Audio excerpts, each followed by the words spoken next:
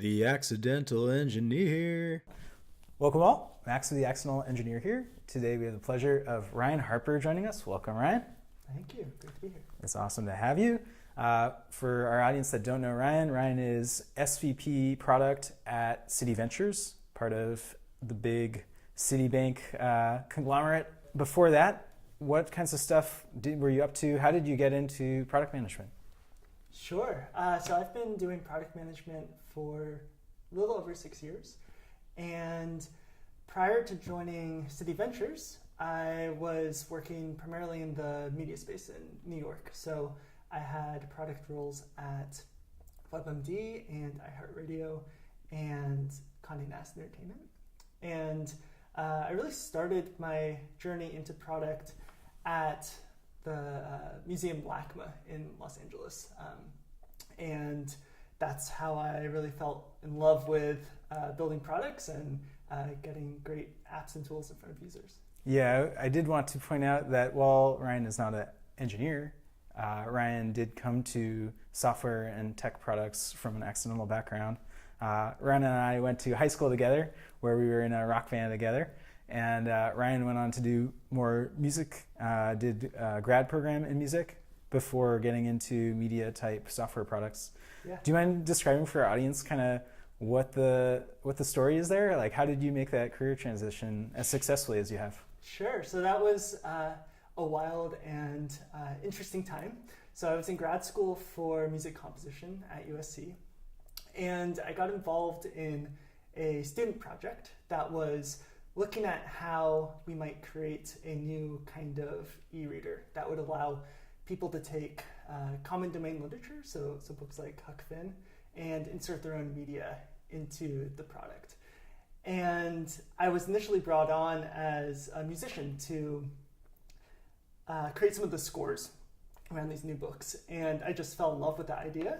And the team working on the product actually ended up getting into a startup incubator in New York called Dream It, and Startle was another one of the early investors. And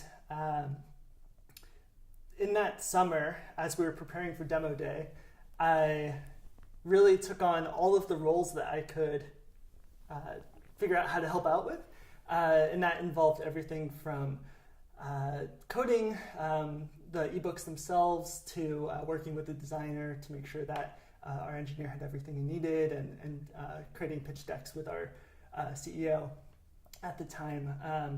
And little did I know that this was actually a field, and it was called product management. And I just never looked back from that experience, and ended up actually taking that app that we built, which we then pivoted to displaying rich media ebooks, focused on music actually, so albums, so rich media albums, and seeing that into launch in the App Store, and ended up working as a designer / developer / product person at the Annenberg Innovation Lab at USC for a year, and through that made a contact with LACMA, and joined on there to build an app for their Stanley Kubrick exhibit. So you've gotten a ton of perspective on what the software engineering side of product development looks like. I mean, all of the last handful of roles you've had over the last decade almost have been working with software engineers to deliver product features. We mentioned WebMD, iHeartMedia, Conde Naste, and now Citi Ventures. What I want to talk with you about and hear about what are some of the trials and tribulations of the role of being a product manager and working with software engineers. Sure. Maybe not always the negative, but the responsibilities that a product manager has that maybe a software engineer doesn't know about or doesn't have as much involvement in. For example, I know you've told me previously about enumerating use cases for products. So do you mind sharing for our audience a little bit about what it is you do? Yeah, so as a product manager, I really try to think about three things and how to balance those three things. Those three things are the business and what we need to do to drive the business forward, the UX, So how can we create a great product that people will want to use and will come back to again and again?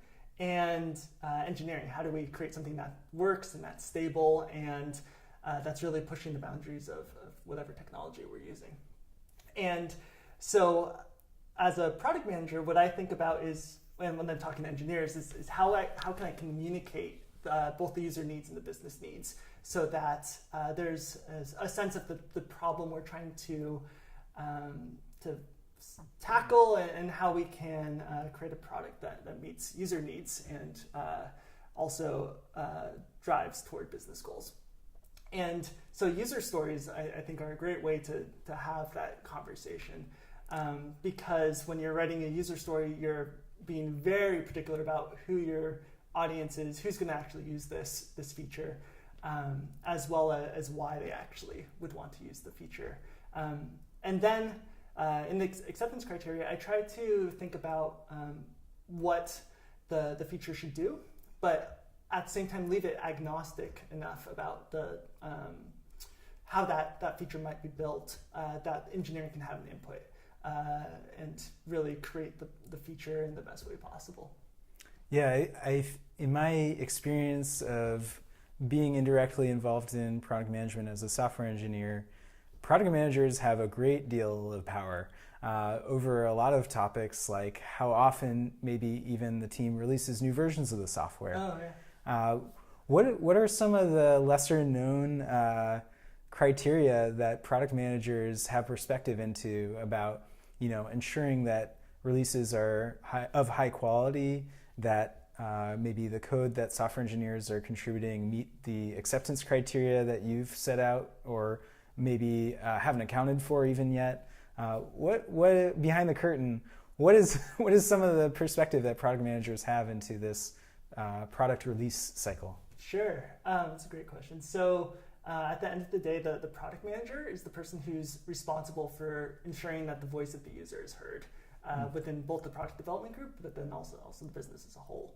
And so when I think about things like release cycles, what I'm reminded of is going through App Store reviews or Google Play reviews and just seeing all of the feedback and really getting a sense of urgency sometimes around whether it's a bug fix or a new feature that needs to be pushed out. And then again, there's always a business need that will drive the cadence that you're looking at as well. So what's kind of the range that you've had experience with? Yeah. So at Conde Naste Entertainment, we were a continuous deployment shop. So whenever we had a new feature, we could push it out after we had tested it and make sure, saw that it was working. So there was no cadence, it was just on demand? And the reason we could do that was because we had a couple primary products. One of them was a standalone proprietary video player that was used by all the different Conde Nast brands. And then we had a admin CMS where people were uploading videos and creating playlists. And then there's also a standalone app called The Scene. And generally, we were able to push silent updates to the player and to the CMS. So, depending on the release, there were different kinds of outreach efforts that we might put forward. So, for instance, when we switched ad managers, we absolutely, that was a very, very lengthy planned process. But for something like adding a new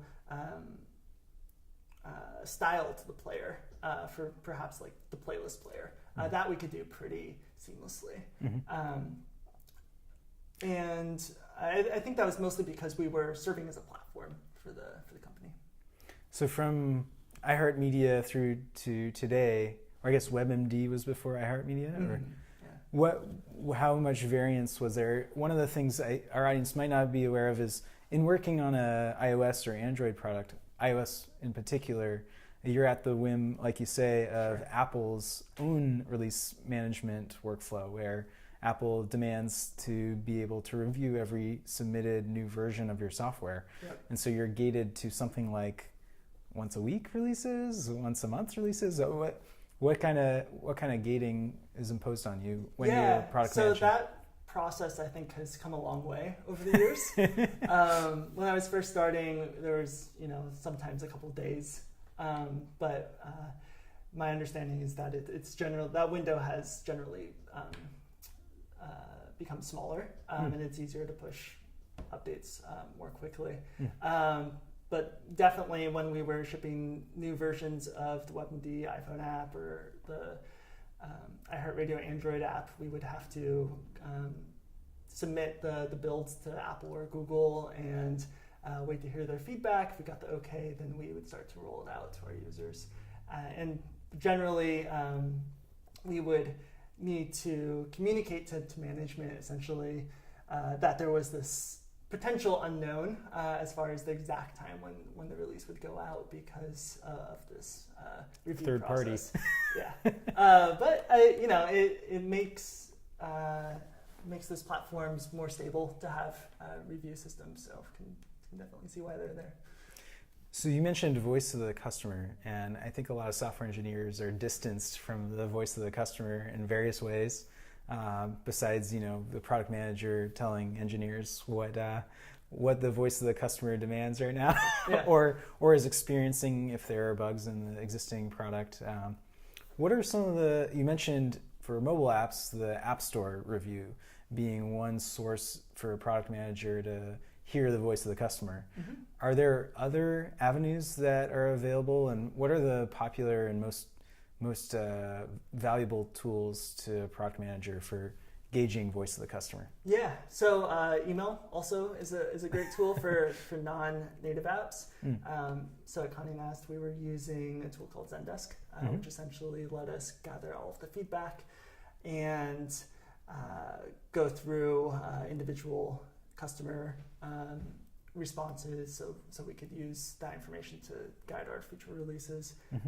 What was interesting about Conde Naste also was that we had 20 different brands, and all of those brands had very unique and very vocal readerships and audiences. And so one of the interesting, and there were a lot of interesting things about that position at Conde Naste, but one of them was just looking at all of these different audiences and trying to figure out how we could build the best player for each of these use cases while maintaining a scalable and maintainable player. Outside of explicit feedback, what are some of the less explicit ways that users vocalize, maybe by ceasing use of a product? What are some alternatives to Zendesk's type support ticket voice of the customer? Yeah, well, you always want to be looking at data, like all the time, every day. So that's like the first place to go. Got it.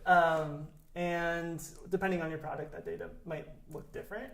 Sure. So at Conde, we were very focused on the number of views we had per viewer, because we wanted to make sure that people were having a good experience with the product and would continue to watch videos.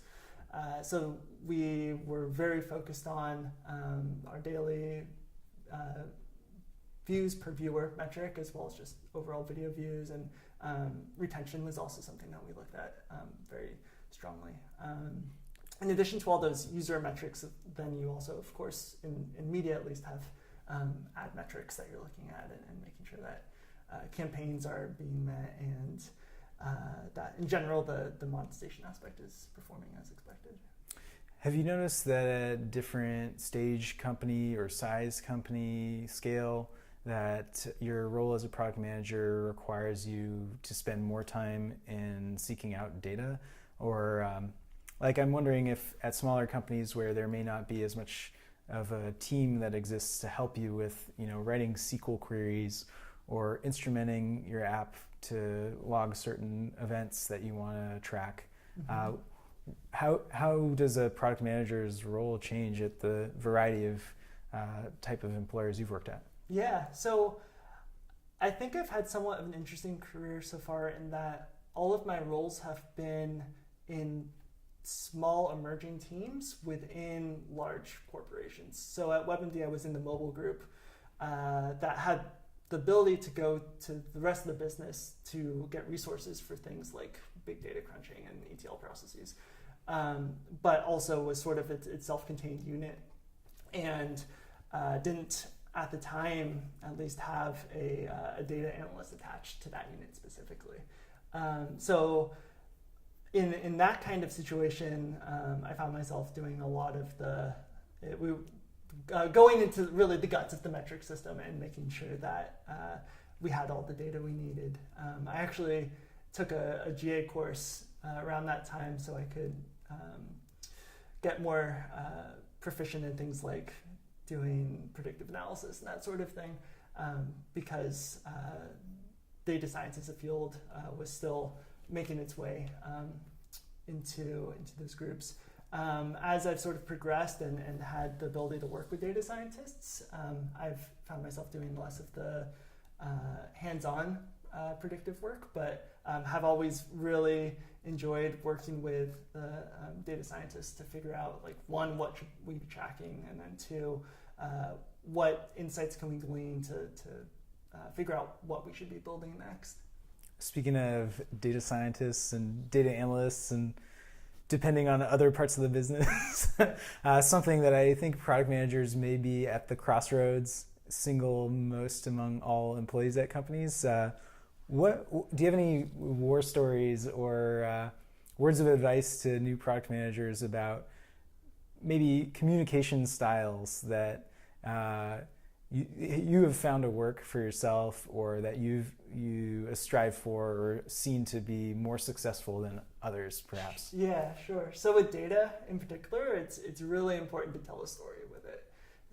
So the last thing you want to do is to basically like write a SQL query and then put the SQL query and then the result on a presentation, just because it can be hard for people to grasp what's going on. And if they don't see the end result immediately, they might question why you're talking about this in the first place. Totally. So, really focusing on storytelling with data is something that I've become, I think, just like I've really grown to appreciate the importance of doing that, I think.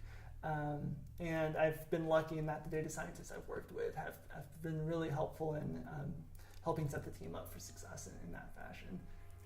Without obviously naming names, can you give us an idea of how someone might fail to effectively storytell? You mentioned just throwing a SQL query result on a PowerPoint slide, but can you illustrate maybe for an audience that might be fearing that they themselves are making these storytelling mistakes? What are some of the common mistakes you see? Yeah, well, I'd say like graphs are another great example where you put up a graph and it seems at first glance that it's telling one story, but it actually is telling something completely different. And so I think being very specific in how you're dealing with things like axes, but then also your time periods and whether or not this is actually out of the norm or whether it's more of an anomaly. Mm-hmm. All of those pieces of information help drive that story. If our audience wants to get better at storytelling, what resources do you recommend? I mean, besides working. Yeah, besides working. So I think reading actually is really important. And partly that's just because it helps develop empathy. So getting into the mind of different kinds of people and thinking about how different people react to different situations and thinking about how you can use storytelling to present different kinds of personas or different kinds of use cases. And there are plenty of great resources out there as well. I know that GA, for instance, has a really good product and UX practice around getting some of those storytelling methods. GA being General Assembly. Yeah. And full disclosure, I work there. Sure. But they have a great program. For sure. Yeah, no, there's been a marked rise in how much, to illustrate where this is readily available if people want examples, in the news when it comes to quantitative news articles. Yeah. There's a startup in San Francisco called Priceonomics, which their whole content format, they're a content production business, is finding a unique or somewhat novel data set and crafting a story around it. Maybe it's around, naming trends of babies, or maybe it's a business So it's topic. kind of like the freakonomics of Exactly. story production. Exactly. That's cool. And the value of these types of news articles, as I understand them, and why they end up getting as much reach and coverage as they do, is that they're tremendously citable. And I think on the topic of storytelling in a business, there's totally this function of, okay, you may only present this slide to one room of people, but a single story can change a trajectory of a project. And you might do 100 story points last month, but those 100 story points might be all for naught if it wasn't the right story yeah, that you were building toward. totally. Yeah. On that topic, I think a lot of software engineers operate in this world of story points and maybe annual or a cadence of performance reviews that determine their kind of career trajectory. So one topic I'd love to cover with you as a product manager, as a guest on the show, where normally we have software engineers, is how do product managers think about story points?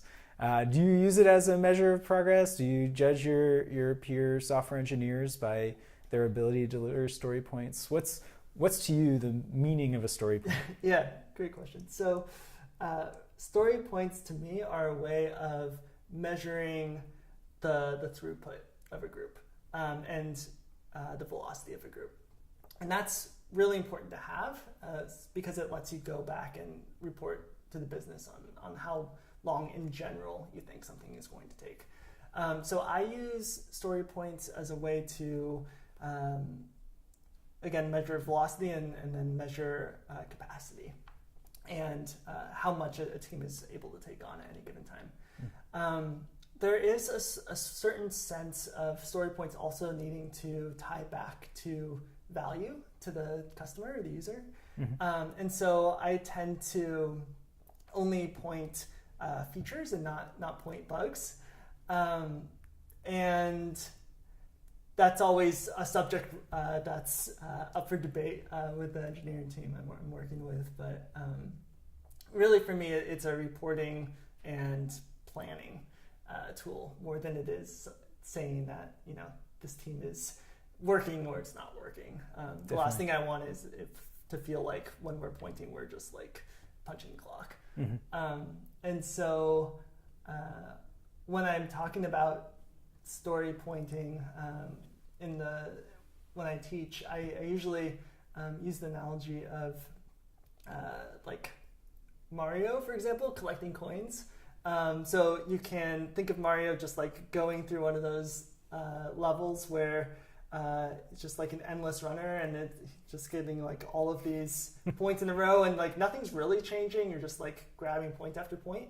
Or you can think of the like the full journey and how you're collecting all these coins in sort of like this overall trajectory. Yeah, you're trying to save Princess Peach, man. Exactly. Don't lose sight of the goal. Yeah. And so it's less about the sheer number of points, and it's like what does it actually tie back to? We will include links in the show notes for our audience that are curious. Okay. Our audience could also get a hold of Ryan if they'd like on LinkedIn is another option. Yeah. Otherwise, I think I speak for everyone by saying that we're glad that you came on the show. Appreciate it. Thanks, man. Thank you. For more, visit us on iTunes or our website at theaccidentalengineer.com.